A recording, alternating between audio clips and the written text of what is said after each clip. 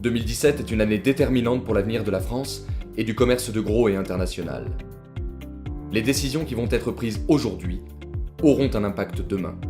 C'est pourquoi la CGI a soumis une soixantaine de propositions au service de la croissance et de l'emploi aux candidats à l'élection présidentielle et aux législatives autour de 6 thématiques. Aujourd'hui plus que jamais, face à un marché globalisé et fortement concurrentiel, le digital, l'économie numérique, représente une formidable opportunité, un levier de performance, de compétitivité et de croissance. Pour autant, ce potentiel n'est pas inscrit dans l'ADN de toutes nos entreprises. Le commerce de gros et international, c'est 95% de PME. Alors, le digital, c'est quoi pour nos métiers? Comment aider les entreprises à faire face aux conséquences de cette révolution?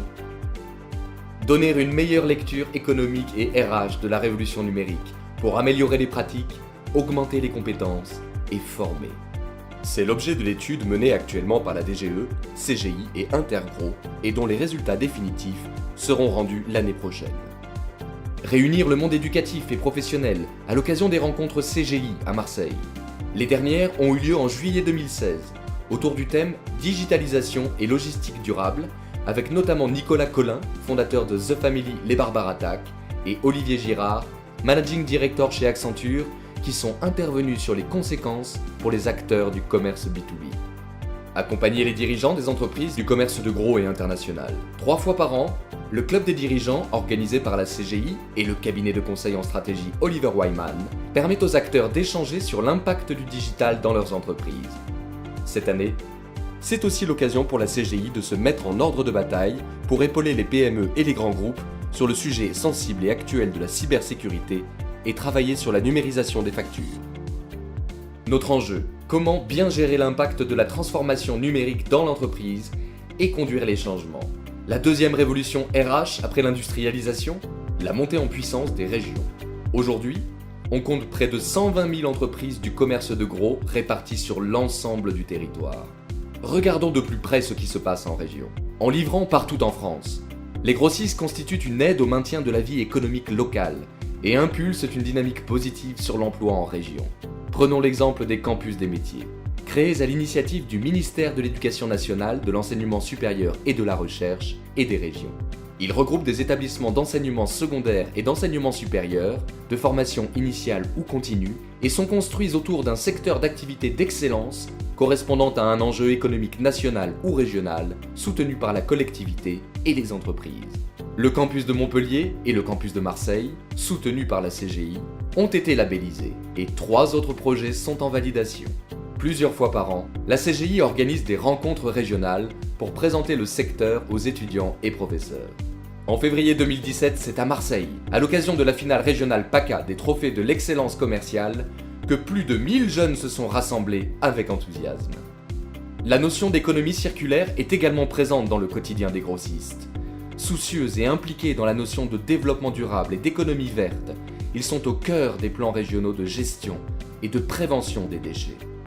Notre enjeu, tisser des réseaux locaux pour asseoir le poids du secteur en France. Établir un dialogue durable.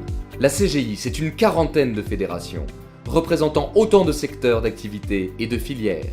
Pour accompagner efficacement ces entreprises, valoriser la profession et défendre ses intérêts, sur des sujets parfois très techniques, la CGI travaille en mode filière et s'appuie sur des comités de liaison. Le comité de liaison de l'Apro-Bâtiment, créé il y a presque 2 ans sur le sujet de la reprise des déchets du BTP. Son objectif est d'échanger et de peser sur les enjeux communs, notamment d'ordre légaux ou réglementaires. Il y a également le comité de liaison agroalimentaire, qui réunit 19 organisations professionnelles du commerce de gros agricole et alimentaire.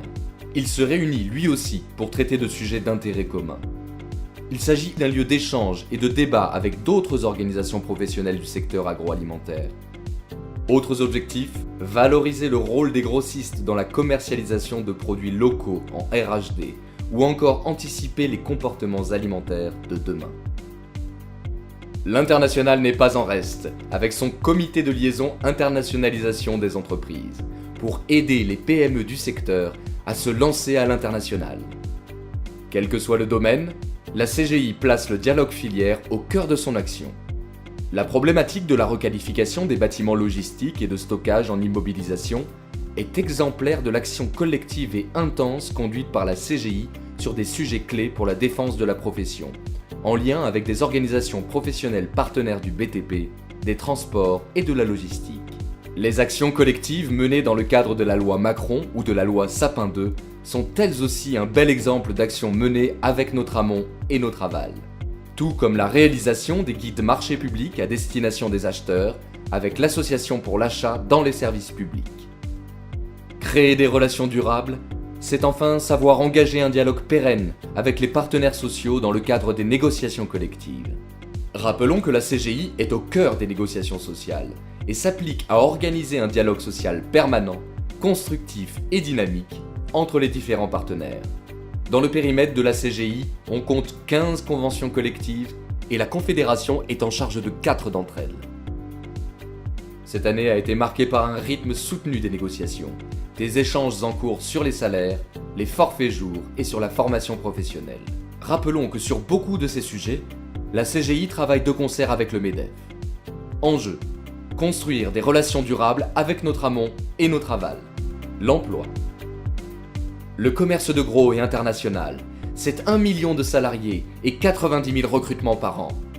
Cette année, c'est l'occasion de célébrer les 15 ans de la convention signée entre la CGI, Intergros et le ministère de l'Éducation nationale, de l'enseignement supérieur et de la recherche.